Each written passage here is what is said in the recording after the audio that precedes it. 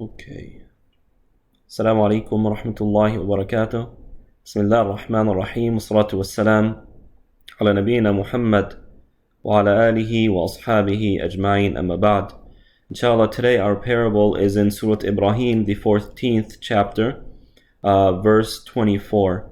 And like the previous chapter, like the previous two sessions, this is also two parables in one, but they're related, as you'll see in a moment. I should be able to get through both, inshallah, in this session. So Allah subhanahu wa ta'ala says in this verse, and this is definitely one of the more powerful and inspiring parables in this series. So Allah subhanahu wa ta'ala says, أَلَمْ تَرَ كَيْفَ ضَرَبَ اللَّهُ مَثَلًا كَلِمَةً طَيِّبَةً كَشَجَرَةٍ طَيِّبَةٍ أَصْلُهَا ثَابِتٌ وَفَرْعُهَا فِي السَّمَاءِ تُؤْتِي أُكُلَهَا كُلَّ حِينٍ بِإِذْنِ رَبِّهَا وَيَضْرِبُ اللَّهُ الْأَمْثَالَ لِلنَّاسِ لَعَلَّهُمْ يَتَذَكَّرُونَ وَمَثَلُ كَلِمَةٍ خَبِيثَةٍ كَشَجَرَةٍ خَبِيثَةٍ اجْتُثَّتْ مِنْ فَوْقِ الْأَرْضِ مَا لَهَا مِنْ قَرَارٍ. Allah subhanahu wa ta'ala says, have you not seen how Allah subhanahu wa ta'ala, have you not considered how Allah subhanahu wa ta'ala presents an example of a pure word, a word that is pure. Now, word in Arabic, kalima, can refer to a single word or it can refer to a phrase. So a phrase can be named a word in the Arabic language. A pure word that is like a pure tree, and this tree is described as its roots are very firm in the ground, and its branches are in the sky. It gives its fruits and its produce all the time, and Allah subhanahu wa ta'ala gives us parables so that we can reflect upon it. So before going and continuing more in the verse itself, let's go ahead and start analyzing what's being said here. So Allah subhanahu wa ta'ala says, Alam tara. Now the verb tara is initially refers to seeing something or observing it. So when this verb is used to refer to something that is not tangible, it's then referring to a thought. Have you not considered this? Or if Allah subhanahu wa ta'ala uses the verb to refer to a past event, have you seen, for example, Allah subhanahu wa ta'ala says, أَلَمْ تَرَ كَيْفَ فَعَلَ رَبُّكَ بِأَصْحَابِ الْفِيلِ. Have you not seen what Allah subhanahu wa ta'ala has done to the people of the elephant? Now that happened before the Prophet ﷺ was born, or that's not an event that was going on. So what's happening here is that it's now referring to a consideration. Have you not considered this? And when the verb is used in this manner, it is also adding an additional meaning, and that is the meaning of amazement. Right? When you reflect upon this, are you not amazed by it? So are you not amazed at how Allah subhanahu wa ta'ala dealt with the people of the elephants? And likewise here, are you not amazed at this parable? Does it not amaze you? And it will amaze us, inshallah, because it is something truly, truly beautiful that we hope is descriptive of who we are, or at least can give us an image of what Islam means to us and how it makes us. So this is an amazing parable. How Allah subhanahu wa ta'ala gives us the example of a pure word. So that's the first element, what is being referred to here. The second one is a tree, a pure tree, and then you have the roots of that tree, and then you have the branches of the tree, and then you have the produce of that tree. So what are all these analogous to, or what are they representing? The kalima tayyiba, the pure word, is la ilaha illallah, the word of tawheed, that none is worthy of worship except Allah subhanahu wa ta'ala. This is a pure word. Why? Because in of itself it's pure. It is describing the purity of Allah subhanahu wa ta'ala, as well as the purity that it offers the individual who subscribes to this belief. So why is kalimat tawheed pure? What does that mean? Let's look at it this way. Purity is not simply truth and falsehood, right? Truth is pure, falsehood is impure, true. But it goes beyond that, in a sense that something that is perfect and something that tastes very good, for example, like a fruit that is tayyib, is a fruit that tastes very good. It's ripe, it's moist, it's very delicious. A person who is tayyib, so someone who is pure, is someone who their characteristics are indicative of what's in the heart. So the heart is the root of that pureness, and then it manifests itself through actions, through behavior, through words, through engagements, through decisions, etc. So when we say Tawheed is a pure word, essentially what it's saying is that it's indicative and it's descriptive of the one it is praising. So Tawheed, La ilaha illallah, none is worthy of worship except Allah subhanahu wa ta'ala, is an indication of the pureness of Allah subhanahu wa ta'ala himself. Because in order to make such a claim, in order for Allah subhanahu wa ta'ala to claim that there's none worthy of worship except him, it must show, or he must show, that there is none who is equal to him. So what makes Allah worthy of worship? Well, to sum it up, it is his names and attributes, his perfect names and attributes. So his beautiful names and attributes, some of which are Ar-Rahman, Ar-Rahim, Al-Malik, Al-Quddus, As-Salam, Al-Mu'min, Al-Muhaymin, until the end of the 99 names of Allah subhanahu wa ta'ala and his attributes. These are attributes that are perfect. Someone who embodies these attributes, so a human being who has these attributes and behaves accordingly to these attributes, then we as individuals would view that person as being, really excellent, an exemplar for others. So Allah subhanahu wa ta'ala claims that he is the only one worthy of worship, and the evidence for that, he supports that claim by saying he is the one who has the names and attributes. Who can claim that they are the creator of the heavens and the earth? Who can claim that they are the ones sustaining the heavens and the earth? Who is the one who can claim that they are the ones providing the heavens and the earth? Who can claim that they're the ones who are causing the rain to fall, or the sun to rise, or the earth to rotate on its axis and around the sun? Who can claim that they are the ones who cause the crops or the seeds to grow into crops? Who's the one who says that they are causing or they're creating oxygen? And the list goes on. So when Allah claims this, he is essentially depicting himself in the most purest of manners, and he is subhanahu wa ta'ala. So it is a pure word because of its purity. What it entails is pure. Likewise, it is truth. It is the greatest truth that we know, that none is worthy of worship except him. So it's pure in that it is an accurate claim. It is a true claim with no falsehood that is mixed with it. Sometimes, for example, you have a da'i. A da'i is calling people to Allah, right? And they're trying to promote Islam, and they are answering questions to the best of their ability. No doubt that that individual is pure and doing something pure. But that doesn't mean that individual doesn't have any mistakes. There is no sinless person. So although they are pure, there is still some falsehoods or some impurities that are mixed in that individual or in their heart, that's lingering in their heart, because, well, we as human beings, we're not perfect. But when it comes to Tawheed, it is perfect. It is perfection. No matter how you analyze it, there is no correct or accurate conclusion except that this is pure. This is true. This is accurate. This is what's right. And therefore, when we embody this belief, right, when we adhere to this belief, now it's providing us with that purity. We are reaping the rewards of that purity. And the way Allah subhanahu wa ta'ala describes that purity, specifically in the instance or the context of the human being, is that it's like a tree. So the tree is the second variable in this analogy, and the tree is referring to Iman in general. Iman is like a tree. Why? Because a tree has so much benefit to it. It is like Iman that has so much benefit to it.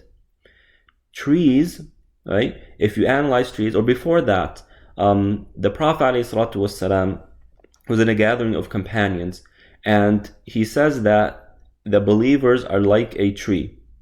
Can anyone guess what that tree is? And to make the hadith a little bit more concise, that tree is the palm tree. So the believer is like a palm tree. Now, when the scholars analyzed why did the Prophet ﷺ choose a palm tree, they said, well, let's look at what the palm tree is. What's interesting and what's amazing about the palm tree is that everything about it is beneficial. Everything about it is beneficial. So its leaves, or whatever they're called, people benefit from it. So back in the day, they'd use it as a stick, they'd use it for their herding, they'd use it for roofs, for example. Back before the Industrial Revolution, they'd take these palm tree leaves and they would cover their homes, or they would cover the masajid with them. It's beneficial in that way. Just every part, the trunk can be used for certain things. You know how when you walk by a palm tree, you see that part of the palm tree that fell off, right? They use that. That was beneficial, and there's uses to that. And palm trees produce one of the most nutritious fruits out there, and that is the date. Dates are so amazing. And not only are they amazing in terms of the nutrition that they provide us, they're delicious. And there's so much variety in dates. It just shows you how blessed this tree is. And blessings means the amount of good. There's just so much good that comes from it. So just to make this a little bit shorter, everything about the palm tree is beneficial. Not only that, the palm tree is extremely, extremely strong, right? So maybe you can look at YouTube videos, or maybe you've seen YouTube videos of a hurricane coming in Florida where there's palm trees, right? So the hurricane comes and there are winds gusting at 200, 300 miles per hour, and things are being blown away, roofs of houses are being torn off, flooding is occurring, cars are being tossed left and right. Yet when you look at the palm tree is enduring. Yes, it's leaning, but it's enduring, and it's enduring, and it's enduring. It endures the entire time of that hurricane, and then it just goes back up. Likewise, Iman gives us this characteristic, that Iman makes a person so strong and firm that no matter what difficulties come to them, yes, it affects them, it's blowing them, they feel it, and it's affecting their outer image, but they are able to endure the hardship until it ends, and then they just go back up. And the Prophet ﷺ precisely describes the believers in precisely that manner. He says the believers are like a particular plant that I forgot now. Wind comes and it blows it down a little bit, and then the wind stops and it goes back up, and then another wind comes and it blows it down a little bit, and then the wind stops and it goes back up. This is the state of the believer, that yes, they are affected by life, they're affected by events, but those events never uproot them and never break them. So Allah subhanahu wa ta'ala is referring to the tree in that manner. Iman, like a tree, does this. Like there's so much benefit to a tree. And another benefit of a tree is that it produces oxygen, and it sucks up and inhales our carbon dioxide. So it keeps the air clean, and it provides us with the source of life by the permission of Allah subhanahu wa ta'ala. And Iman is like that.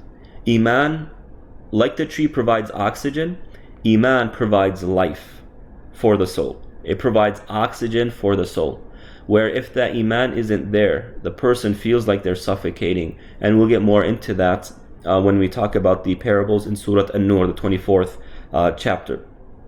So Iman, like a tree, is a symbol of life and a symbol of benefit, and something just pleasurable to look at. There are so many variations of trees, and they're beautiful. Oh, and going back to the palm tree, another thing about the palm tree is that they're very valuable. You know, when you look at the phoenix palm tree, the thick one, the one with the thick trunk, right? That palm tree fully grown, I looked it up, is worth $16,000 each. It's a very expensive tree. Why? Because it's beautiful and it's amazing and it brings so much pleasure to the individual. You see, coming from Chicago, whenever you look at vacation spots, something that would always come up in all of these vacation spots, something that was exotic, somewhere you want to be, are places with palm trees, right? So I don't know if people in SoCal, you notice this, but palm trees are very exotic. They're relaxing, they're valuable, they're pleasurable, they're so beneficial. And a believer, when they adhere to Iman, when Iman enters their heart, that's what Iman does to them. It makes them like that palm tree, beneficial, beautiful, valuable, and enduring, very strong. So it is a pure tree, and that pureness is indicative of its benefits, its perfection, its strength. Asluha thabit, its roots are firm in the ground, and its roots are in the sky. Now, I touched a little bit on what it means that the roots are in the ground. It means that it's strong and it's firm. And the deeper roots go down, the more the tree is able to suck the nutrition from the dirt. So, for example, for those of us who've been to Balboa Park in San Diego, there is a tree that's extremely large, very large. And when you look at the roots, they're massive, right? Why? Because that tree that's so large requires a lot of nutrition. So the believer, Iman is like that. It's so firm in the heart, right? It's very firm in the heart, where it is nourishing the individual profoundly. The more Iman a person has, the more they are able to nourish their mind, their body, and their soul. They nourish their mind with the contemplation of the Quran, right? And it helps enhance the person's mind.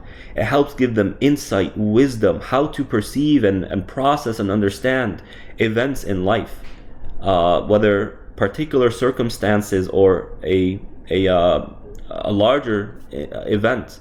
It helps us process the notion of life. What does life mean?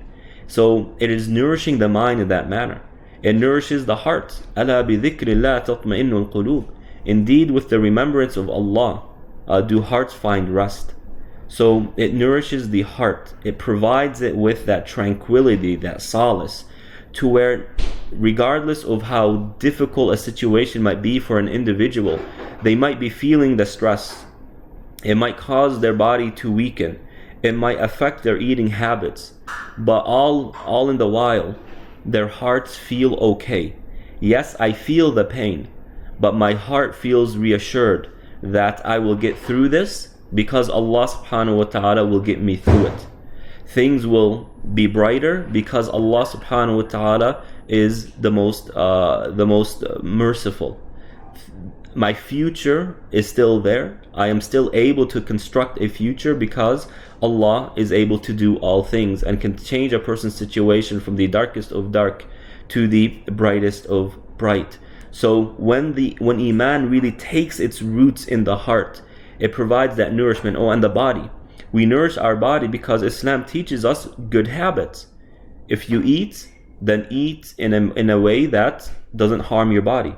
In portions, 1/3 of your stomach for food, 1/3 for water, and 1/3 for air, right? Don't eat these foods because they're harmful to you. Don't drink these drinks because they are harmful to you. So you have all of these elements. Like the tree is, when the roots are firm and in the ground, and the deeper they go, the more nourishment they're able to pull from the dirt. And likewise, our Iman, when it really takes firm in the heart, it's nourishing the heart, providing it with a lot of nourishment at the psychological, the emotional, and the physical levels. وَفَرْعُهَا فِي السَّمَاءِ. So the deeper the roots go downward, the higher the tree goes upwards. And its branches, Allah subhanahu wa ta'ala say, are in the sky. Why in the sky? So the larger a tree is, or the higher it goes, the larger, the wider it's going to become.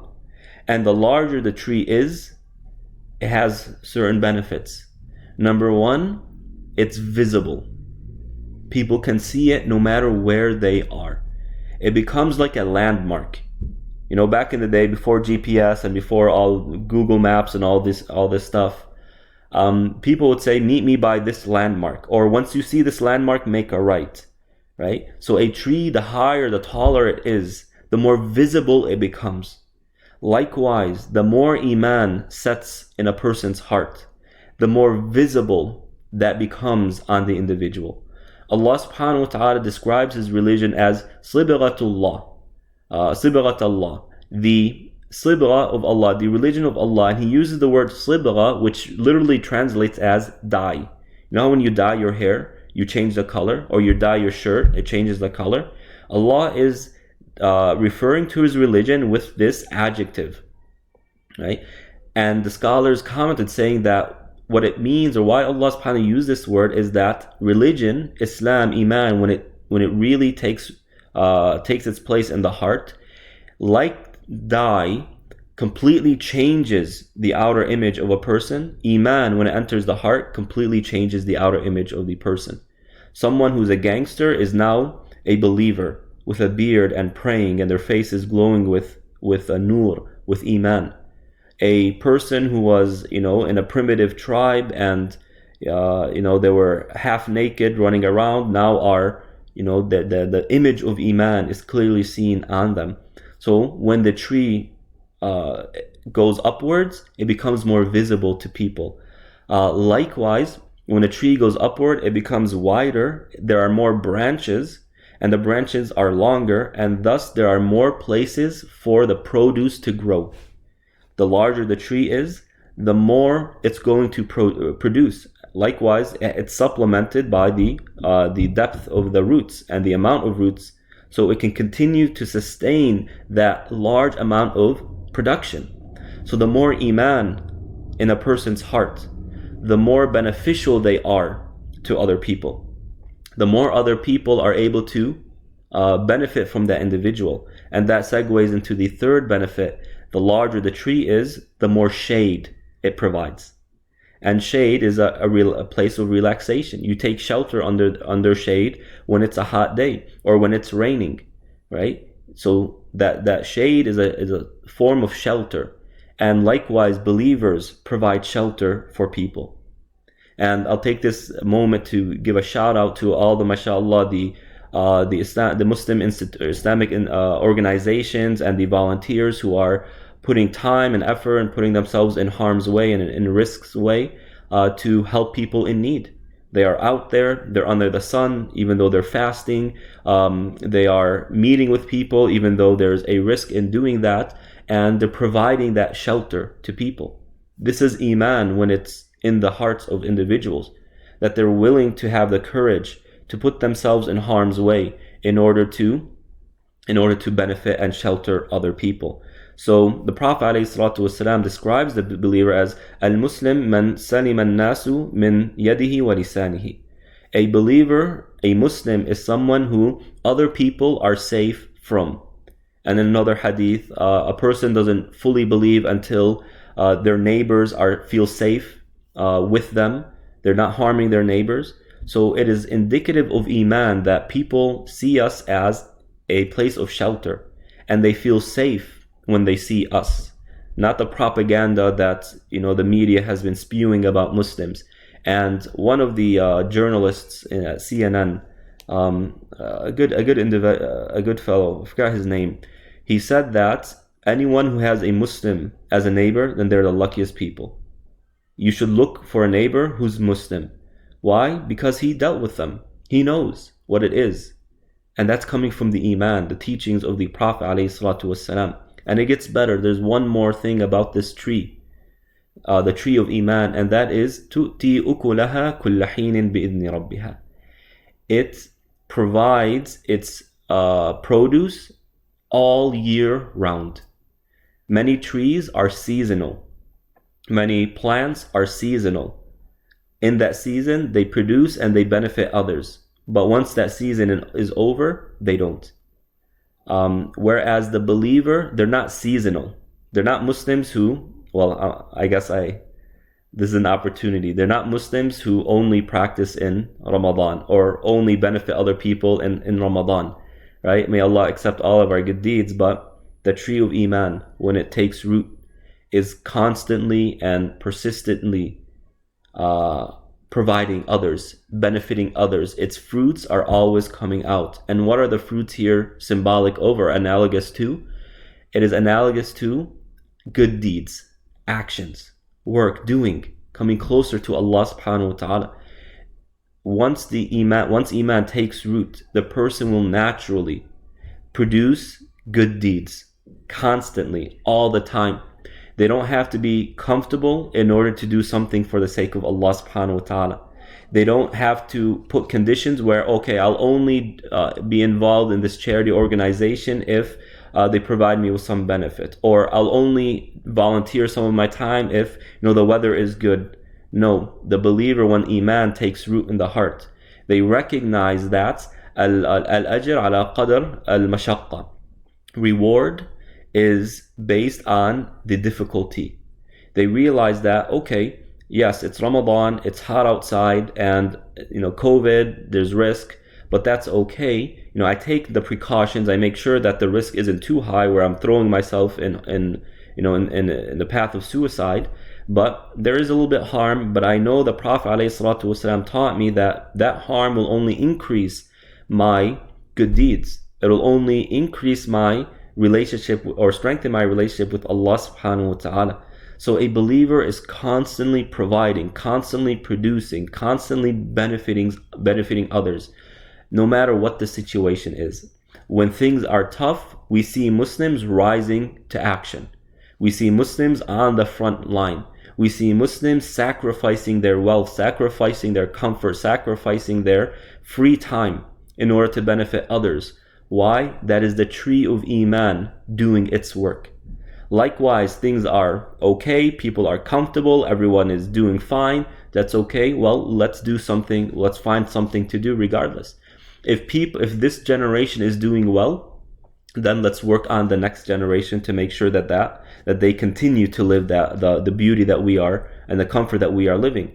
If my community is doing okay, well, let's check on the next community. There's always work to do, and therefore the believer is always producing, because they know that all of this is going into our bank account with Allah subhanahu wa ta'ala, so that on the day of judgment we reap those rewards.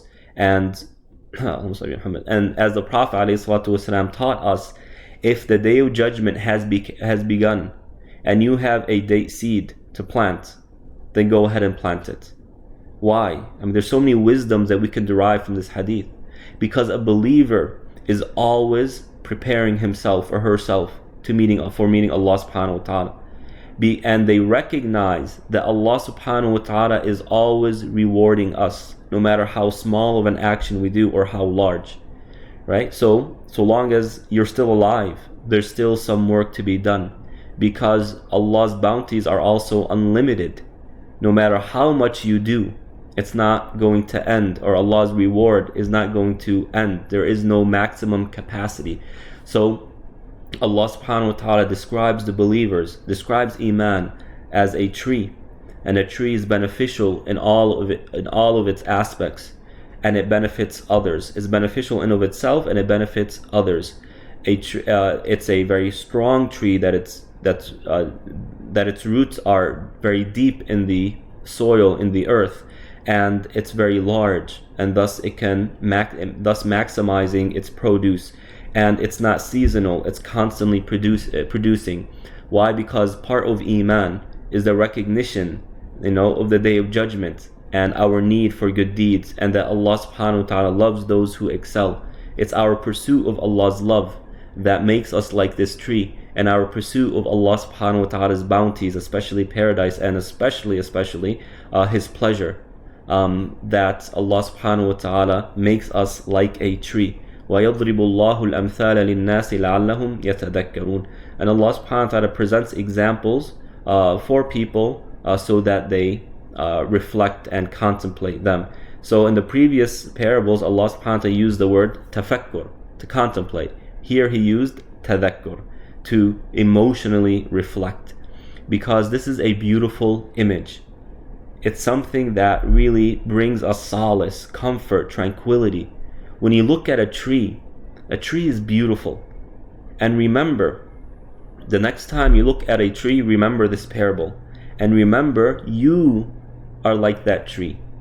Iman is like that tree. Beautiful, beneficial, and all around good.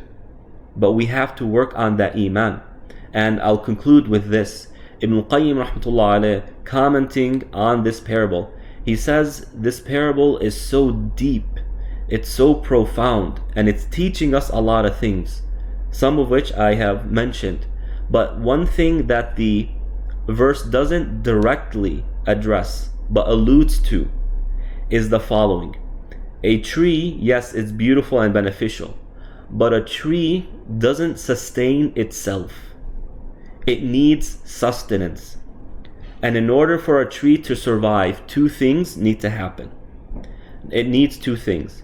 The first thing is water. It needs rain. In order for the tree to grow, it needs rain. Yes, it's working and producing by itself, but it needs that rain. And remember what rain is analogous to in the previous parables? Revelation. Our Iman doesn't just grow by itself. We need to quench the thirst of Iman. We need to water our Iman the way a tree needs to be watered.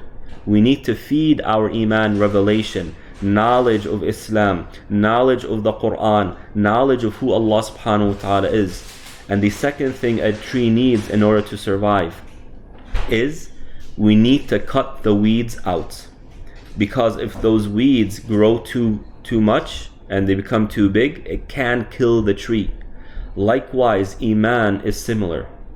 Iman, there are weeds that grow in a person's heart around Iman, such as laziness, such as misconceptions, such as sins, such as negligence of our obligations, our responsibilities. Iman is growing or it's weakening, and therefore we need to cut out those weeds or else it can kill Iman. So it's so important to seek knowledge, because knowledge is what helps us point or recognize where the weeds are and how to remove them. And likewise, spirituality is very important, because even though a person might be practicing, praying their 5 daily prayers, fasting Ramadan, these things can become second nature, to where we become desensitized to them. And therefore we need to learn spirituality, how to apply it, how to really keep the vibe going, how to enhance our ibadat, our acts of worship, so that we're constantly fueling our Iman with life, right? So we need to water our tree of Iman, and that is with knowledge and with revelation. And we need to preserve our tree of Iman, and that is by cutting the weeds out, that which is harmful to Iman. And remember, it was one mistake Adam alayhi salatu wasalam did that was the result of a weed that Allah subhanahu wa ta'ala was teaching us, the weed of desires, following desires. Adam alayhi salatu wasalam had other options. There were alternatives to this tree, but Iblis deceived him through his desires. So Allah is teaching us desires are a weed, and they are a very, very deadly weed. And it's not about eradicating desires, that is impossible, but disciplining those desires to where they don't harm the tree of Iman. Inshallah, we will conclude with that. May Allah subhanahu wa ta'ala allow us to become sources of Iman, or allow our hearts to really live and embody this Iman, make it a heart, or make our Iman a tree that is firm in our hearts and beneficial to ourselves, nourishing to ourselves, our mind, our bodies, and our souls, as well as a source of nourishment and sustenance for other people. I thought I'd get through both parables, but we'll leave the second part of this of these two parables, inshallah, for tomorrow. Sallallahu ala nabiyyina Muhammad wa ala alihi wa ashabihi ajma'in. Wassalamu alaikum wa rahmatullahi wa barakatuh. Please subscribe, like, follow the pages. OCIF is really trying to expand their internet presence or their social media presence, so your support is very much appreciated. Share and invite others to share the page as well. Assalamu alaikum.